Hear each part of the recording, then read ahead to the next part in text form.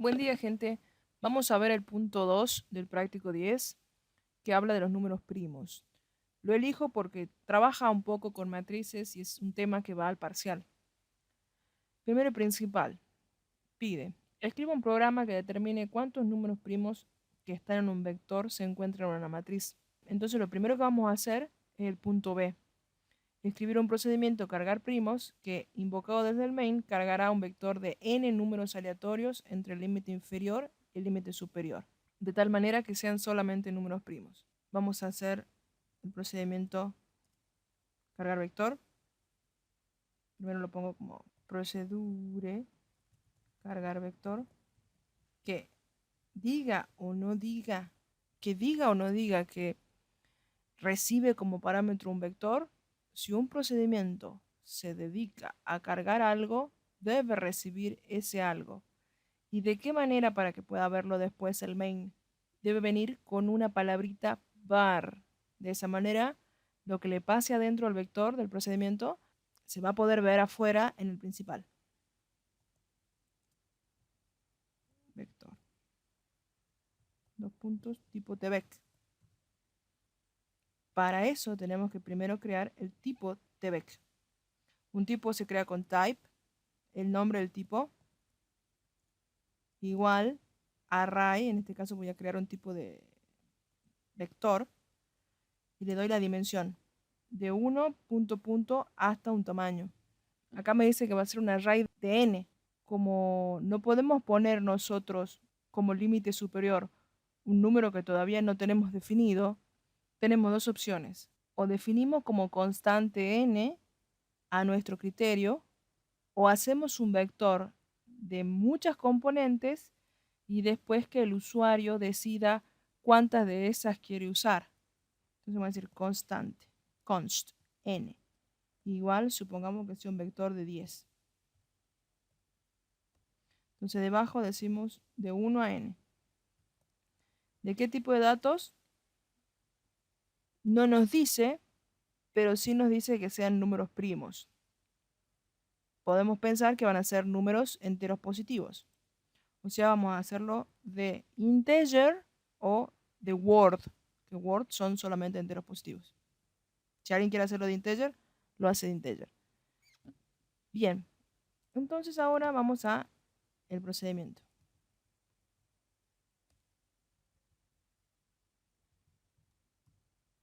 Como vamos a movernos a través de un vector para cargarlo, necesariamente vamos a necesitar por lo menos una variable de índice. Por ejemplo, ahí de tipo byte.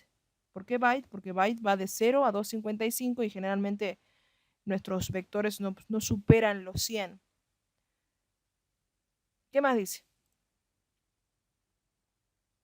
Procedimiento cargar vector cargará un vector de n números aleatorios entre el límite inferior y el límite superior de tal manera que sean solamente números primos. Acá no dice, pero supongamos que dijera que cargar primos recibe un vector de enteros y un límite inferior y un límite superior.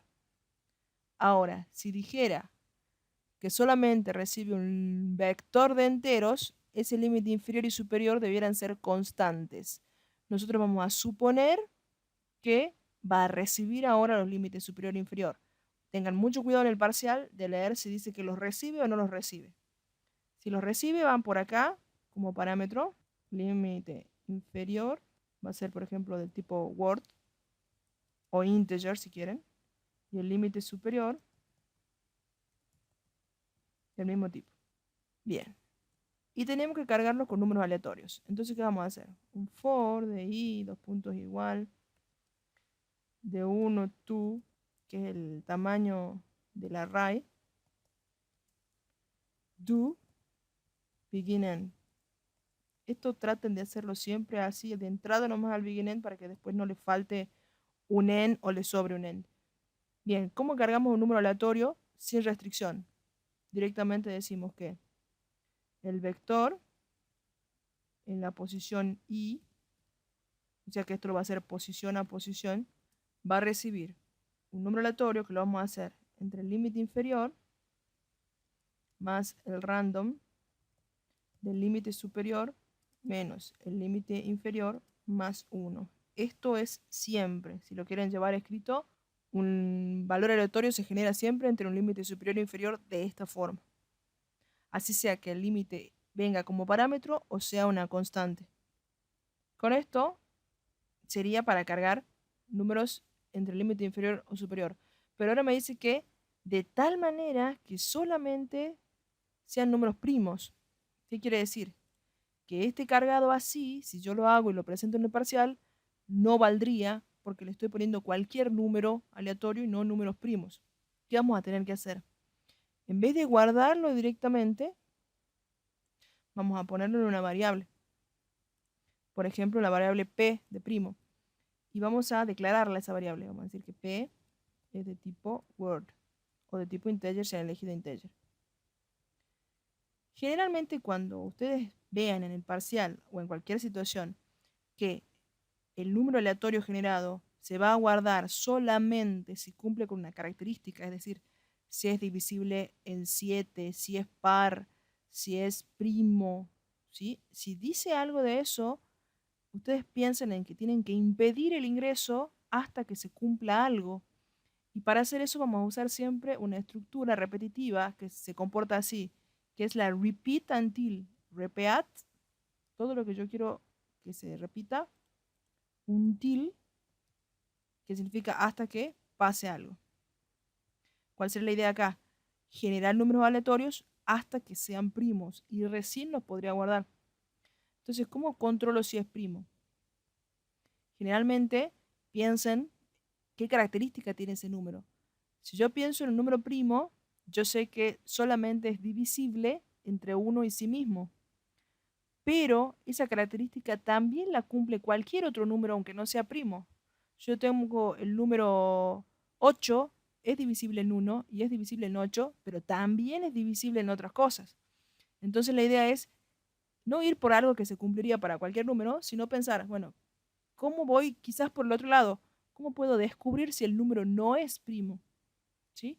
Y entonces ahí vamos a buscar cuándo el número no sería primo si tiene divisores más allá del 1 y sí mismo. O sea, si le encuentro algún divisor que no sea 1 y no sea sí mismo, no es primo. Entonces yo tendré que repetir esto, repetir hasta que el número encontrado sí sea primo. ¿Cómo haremos? Como en todos los casos, vamos a hacer una repetición que me permita ir preguntando si este número es primo, si el siguiente es primo y así. Por ejemplo, una forma de hacerlo es con un for que vaya desde cualquier variable que ustedes van a hacer, por ejemplo, j, de 2. ¿Por qué de 2? Porque ya sabemos que sí es divisible en 1. ¿Para qué lo voy a contar? Desde 2 hasta ¿cuál valor? Si yo quiero buscarle divisores, y yo ya sé que el 1 y sí mismo lo son, trataré de preguntar hasta 1 menos que el valor mismo. Pero piénsenlo de otra forma.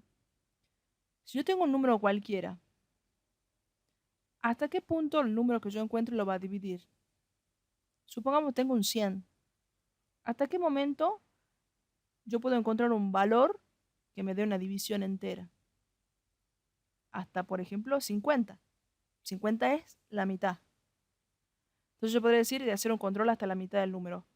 Otra forma, otro valor, probemos con otro valor. Por ejemplo, yo tengo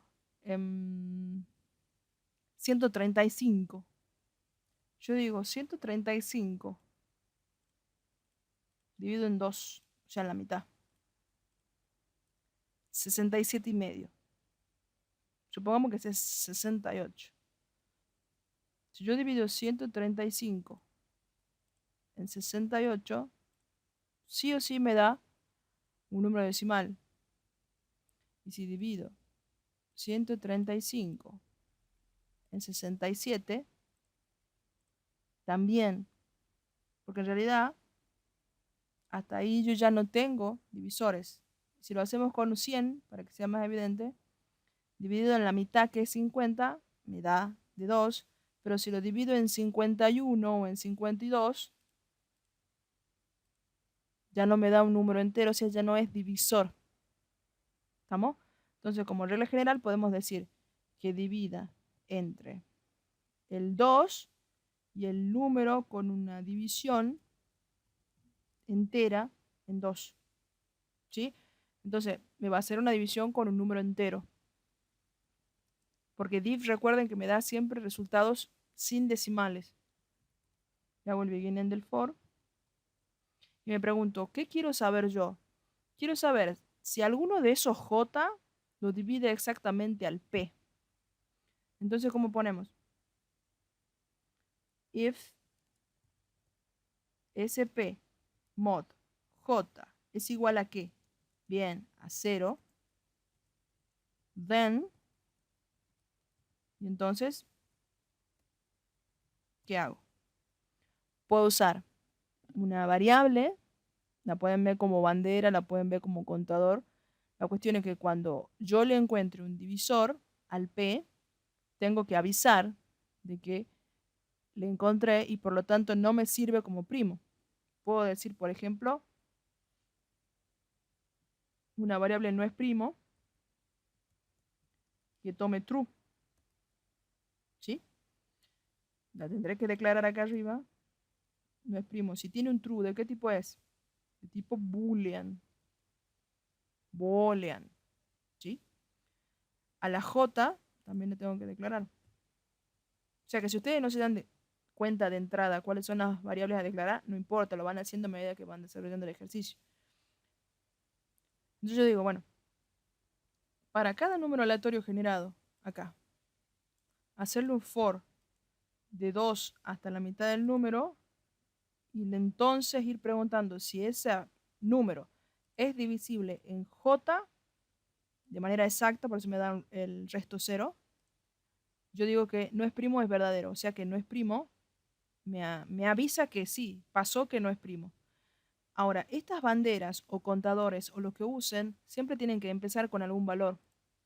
La sugerencia es que si yo estoy tratando de detectar que el número no es primo para seguir buscando otro número, entonces empezaré con un valor que en la variable a mí me diga, supongo que no es primo, es falso, y entonces cuando lo detecte va a cambiar el valor. Entonces fíjense, esto si yo lo pongo acá, ¿cuántas veces va a funcionar? La primera. Yo tendría que ponerlo en un lugar donde después de haber encontrado el número, me permita seguir trabajando. Yo lo voy a sacar de acá. Yo le podría poner después del until, porque ya habré guardado todo y puedo resetear las variables, o puedo ponerlo acá al principio, antes del repeat, para que siempre pase y al principio también pase la primera vez. ¿Sí? Es importante donde pongo el reseteo de la variable o digamos la puesta en cero de todo, porque eso me permite ahorrarme códigos. Si no, tendría que poner uno, una variable no es primo en false acá y después otra acá. Y no sería óptimo. Ya estoy usando dos líneas en vez de una. Bueno, sigamos. ¿Cuál va a ser mi condición para que esta generación de números aleatorios se detenga porque ya encontré un primo? ¿Sí? Por ejemplo, si el for sale de acá, ¿qué condición puedo preguntar acá? Si el for llega a su final, yo puedo preguntar si no es primo. Es como. Es false. ¿Por qué? Porque si yo después de haber salido el for, acá no ha cambiado nada, ¿qué quiere decir? Que tiene este valor. Es decir, nunca he detectado un divisor y por lo tanto, si no he detectado un divisor, salgo. Se acaba de repetir. Repeat hasta que no es primo sea false y como yo me meto en un for, va a estar ahí y cuando yo salga, si no ha pasado por true, bien, tenemos un número primo.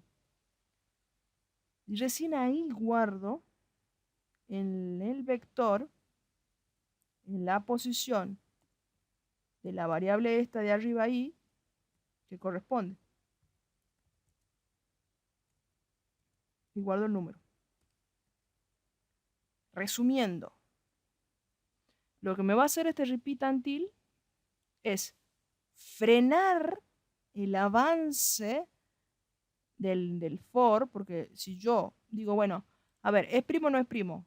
Y si yo no tuviera un repeat until, me podrían quedar algunas posiciones del vector vacías si yo digo no, no lo guarde porque no es primo y sigue el for trabajando normalmente, el de i, entonces me quedaría con lugares vacíos.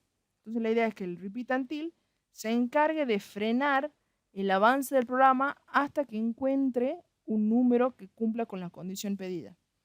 Esta misma cosa del repeat para frenar la podemos usar cuando me diga solamente números pares, solamente números divisibles en 5 y cosas así. Obviamente cambiará la parte de la detención de lo que está preguntándose o calculando, pero el repeat until se va a usar en todos esos casos. ¿Podríamos haberlo hecho de otra forma? Podríamos. Podríamos haber probado por ahí un while en vez del for para que la condición sea que el j que lo tendríamos que llevar internamente sea menor o igual a pdiv2 y que además la variable no es primo sea falsa. Entonces, ¿qué pasaría? Sería mucho más corto, porque si yo tengo que repetir 50 veces completas y recién pregunto en el until, si yo uso un while, puedo decir que quizás en la tercera o cuarta repetición ya encontró que tiene un divisor, entonces saldría y demoraría menos en computar eso, en resolver. Pero bueno, por ahí un for es mucho más, por decir algo, tosco, pero funciona y es mucho más posible que ustedes se acuerden de la estructura de un for con un pdiv2 a que se acuerden todas las condiciones o las dos condiciones que tendría que tener un while para que haga lo mismo o para que sea más eficiente. Sigamos. Esto sería todo lo que hace a generar un vector de primos. ¿Sí? Vamos a crear el principal y lo podemos ir probando. Para el principal yo necesito a este procedimiento mandarle un vector, un límite inferior y un límite superior. Todo eso que le mando desde el principal, la profe le va a decir que será llamado desde el principal, ustedes deberán crearlo o declararlo justo antes del begin-end. ¿Sí? Entonces voy a decir var, tengo el vector v de tipo tvec, tengo la variable límite superior de tipo word y también límite inferior de tipo word. Y lo que acá pondré es, bueno, el clásico randomize para que los números sean realmente aleatorios, porque si no, si yo uso un random sin randomize, lo que pasa es que me genera, cada vez que corro el programa, le pongo run, me genera la misma secuencia de números. Y randomize hace que esa secuencia sea siempre diferente. Y llamo cargar vector con el vector b. Veamos si dice que hay que mostrarlo. Dice, el programa presentará los números cargados en el vector y más abajo la matriz en forma matricial. O sea que ahí nomás, fíjense que dice que el programa principal va a mostrarlo al vector. ¿Eso qué quiere decir? Que no hay un procedimiento. Entonces, si no hay un procedimiento, no me piden un procedimiento demostrado, lo tengo que hacer sí o sí en el main, en el principal. Entonces le diré, ¿cómo muestro un vector? De la misma forma en que lo cargo, uso un for. Entonces diré for y dos puntos igual de 1 to el tamaño del vector, que ahora yo sé que es hasta n,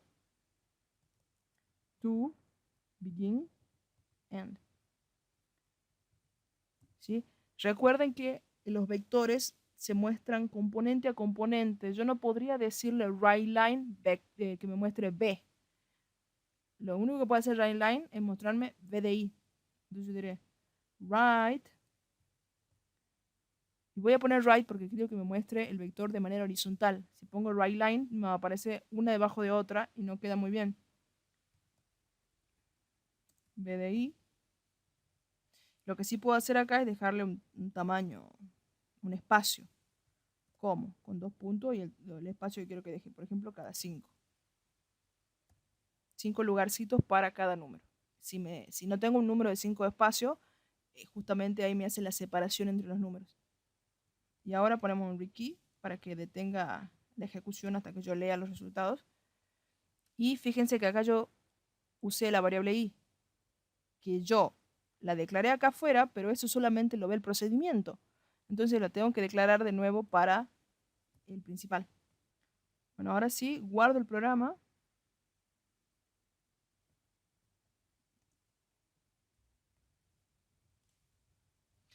Lo compilo. Y acá me dice un error. En la 32 me dice wrong number of parameters especificado en la llamada A. O sea, equivocado, número equivocado de parámetros especificados para la llamada, dice for call, de cargar vector. ¿Por qué? Por cargar vector, yo le dije que iba a ingresar ¿qué? El límite inferior, el superior y el vector. Entonces me falta el límite inferior, el límite superior.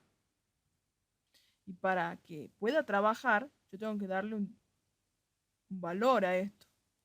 La profe lo va a decir, pero si no lo dice, podemos suponer que el límite inferior y superior se pueden o ingresar por teclado o establecer a mano. Si no dice que hay que ingresarlo, podemos poner así.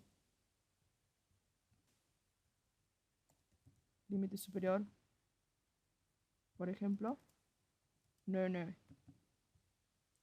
Y una vez que tengo estos dos valores, recién se los paso al procedimiento.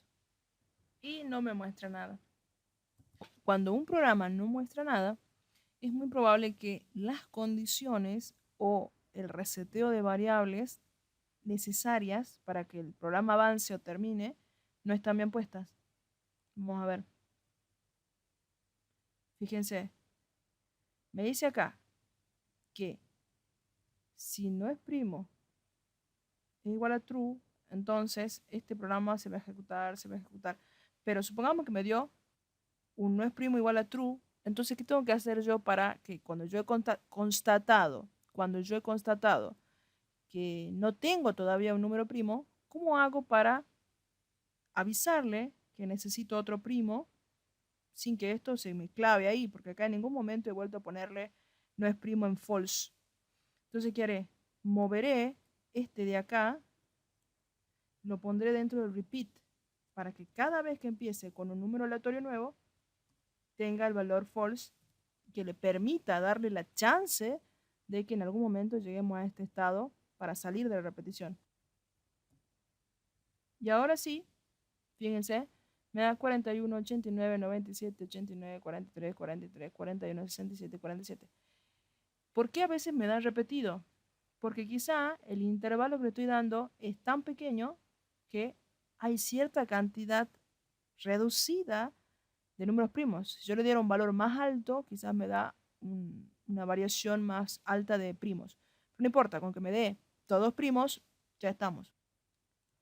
Muy bien, ya tenemos la parte de los primos. Vamos a avanzar con la parte de cargar la matriz. En este caso, cargar la matriz es bastante sencillo, porque dice, escribe un procedimiento a cargar matriz invocada desde el main, que cargará una matriz de din por 1 por din 2 de números aleatorios en un rango de linf y lsub. Eso es sencillísimo, porque es una cargada sin restricción. Directamente yo defino entre las constantes, de nuevo, si no me dice que ingrese, las tengo que definir acá. Por ejemplo, que sea una matriz de 5 por 6, para que no sea tan grande. Tengo que crear también, ¿qué? El tipo matriz. El tipo tmat, que es un array. Tengo dos dimensiones, de 1, din 1, acá es din 1 y din 2. Y la otra, coma, 1, din 2. Y luego le tengo que decir de qué tipo se supone que tiene que ser del mismo tipo del vector, porque voy a guardar los mismos tipos de datos para después poder comparar si uno está dentro del otro. Y ahora sí hago el procedimiento procedure cargar matriz, que recibe 3 parámetros. Eso digo yo, no dice el enunciado, pero supongamos. La matriz, para cargarla, entonces va a llevar var de tipo temat. El límite es inferior de tipo word y el límite superior de tipo word. Word porque es un entero grande. Como tengo que cargar una matriz, necesariamente tendré que declarar siempre 2 índices, uno para las filas y otro para las columnas. Siempre para moverse a través de la matriz o cargarle datos, yo voy a usar un doble for. De 1 to dim1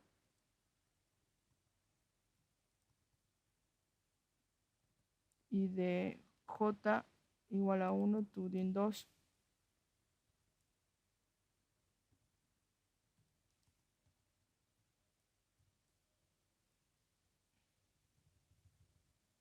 Y ahí como me dice cargarlo entre números aleatorios, directamente ahí sí puedo poner matriz de i, j.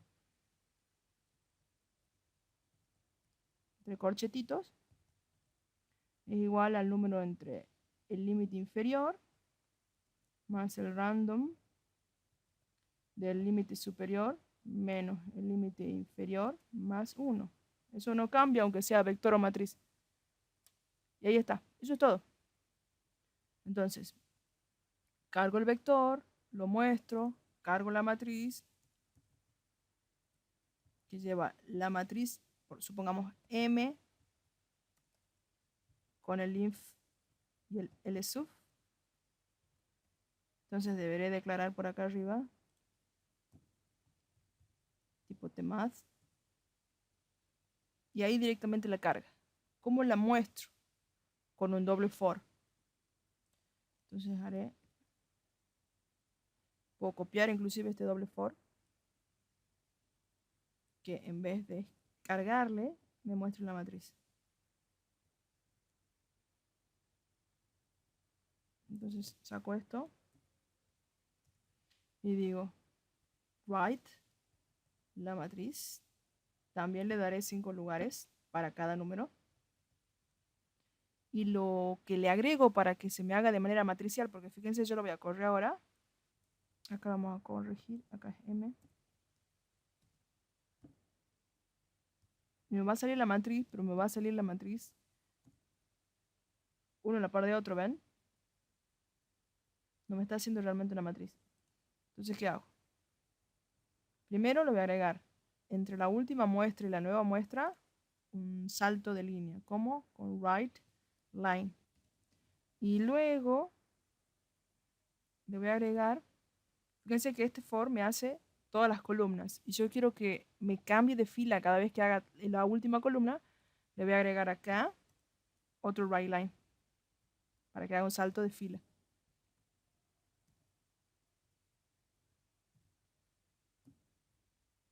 ¿Sí? Entonces, este es el vector y lo de abajo es la matriz. Si quiero que sea más claro, le puedo agregar mensajes. Matriz aleatoria. Entonces le puedo agregar más write line. Y al vector le puedo decir vector de números primos. Son mensajitos nada más.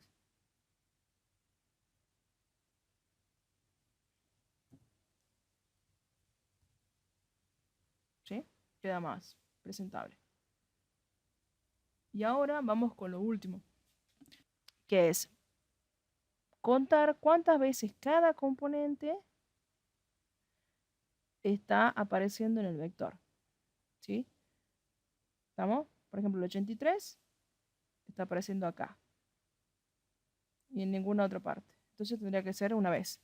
Después se fija el 11, se fija el 43 y todo eso. Con eso vamos a hacer una función. escribe una función numprimos invocada desde el main, a la cual se le pasará la matriz y el vector, y devolverá la cantidad de veces que un elemento del vector se encuentra en la matriz. Como dice que hay que pasarle la matriz y el vector, estamos pensando en que me va a ser la cantidad total de veces que apareció algún elemento en la matriz. Si yo le pasara en cambio un elemento del vector y la matriz, me podría decir cada elemento cuántas veces está. Pero como yo le tengo que pasar la matriz y el vector, eso me va a implicar que solamente me va a decir en general cuántas veces las componentes de los vectores han estado en la matriz. Es un poco diferente la idea según lo que yo le pase a la función. En este caso, como nadie más la usa al principio de la función, yo la puedo declarar justo antes del principal. Función numprimos, que recibe como parámetros la matriz ya cargada, de tipo tmat, y el vector de tipo tvec. Y las paso, fíjense, como variables por valor. ¿Por qué? Porque yo no estoy por modificar ni la matriz ni el vector, entonces no requieren la palabrita var. Luego de declarar una función, uno tiene que decirle dos puntos qué tipo de dato va a devolver. Como a mí me va a devolver una cantidad, y tengo que pensar que mi matriz es de 5 por 6, 30, yo podría decirle que me devuelva un entero que va de 0 a 255, que puede ser un tipo byte, o le puedo decir un integer. ¿Qué sería más correcto? Decirle que va a devolver un byte, porque va a ser un número a lo sumo de 2 dígitos. Como vamos a trabajar con un vector y una matriz, es muy probable que tengamos que usar 3 índices, 2 para la matriz y 1 para el vector, ¿sí? A menos que el ejercicio se preste para que el vector se lleve con el índice i o con el índice j, pero mayormente no. Entonces, ¿qué vamos a hacer? Vamos a declarar acá var, el i, el j y un k, que van a ser índices. ¿Y cuál es la idea que yo les propongo? Si no lo hacen así, no hay ningún problema, porque esto es simplemente que lo comprendan. Yo pensaría en tomar cada elemento del vector e ir a buscarlo por toda la matriz. Hay otros que por toda la matriz o por cada elemento de la matriz buscan la coincidencia con todos los elementos del vector. Y no sería la idea, me parece. Yo tengo que ver cada elemento si aparece o no en la matriz. Y para eso, lo más lógico es decir un for del k de 1 hasta la dimensión del vector, que en este caso era n, do begin. Y recién ahí, por cada elemento del vector, me voy a meter a buscar en la matriz. Do begin. Bien. Fíjense que estoy haciendo todos los beginnings porque después es un lío.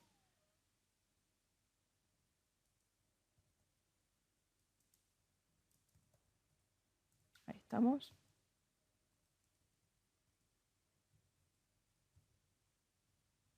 Y recién ahí puedo decirle, si el elemento del vector en la posición K es igual al elemento de la matriz en la posición IJ, entonces, ¿qué van a hacer? Lo van a contar. Cont igual a cont más 1. Como yo necesito acá, le voy a declarar un contador. ¿Sí? Como yo sé que el contador va a llegar hasta 30, también puedo decirle que es de tipo byte. Y entonces, fíjense que de esta forma voy a contar solamente los elementos de la matriz que coinciden con los elementos del vector. Al finalizar, como esto es una función, voy a tener que devolver lo que ha contado. Entonces salgo de todos los for y antes de salir de la función voy a decirle así. El mismo nombre de la función acá abajo. 2 puntos igual, lo que quiero que devuelva. En este caso, ¿qué quiero que devuelva? El contador. Muy bien. Y ahí está la función. ¿Sí? Ahora voy a ver cómo se llama esta función. Yo le dije que le iba a pasar una matriz y un vector. Entonces voy a bajar. Y otra cosita, las funciones sí o sí devuelven algo en una variable. Voy a tener que tener una variable que me diga cuántas veces estuvieron estos valores en la matriz. Entonces, ¿qué voy a hacer? Voy a declarar acá como byte, porque es una cantidad chiquita, por ejemplo, uno que me diga cantidad, por ejemplo. Y entonces, una vez que ya está cargada la matriz y mostrada, le voy a decir que cantidad es 2 puntos igual al resultado que me devuelva la función numprimos, que recibe ¿qué? Una matriz M, porque acá se llama, en el principal se llama M, y un vector B. Finalmente, este valor que ha sido devuelto por la función, lo tengo que mostrar. Entonces diré, supongamos, hubo cantidad, y puedo continuar un mensaje todo separándolo con coma, de coincidencias o como queramos decirlo. Y ahí estaría todo. Me dice que la variable cont no ha sido inicializada en la 53. Vamos a ver. Bien, tengo el contador acá que lo uso. Acá lo devuelvo, pero nunca lo inicialicé. ¿Cómo se inicializa? Cont, 2 puntos igual a 0. ¿Y por qué lo hago ahí y no en otro lugar? Porque este contador no va a ser reiniciado en ninguna parte. Entonces al principio lo pongo en 0 y después se lo usa. Si el contador debiera reiniciarse fila por fila, columna por columna, ahí tendré mucho más cuidado de dónde ponerlo. Pero acá lo pongo al principio y funciona re bien. Lo probamos. ¿Sí? Entonces digo, el 53 aparece.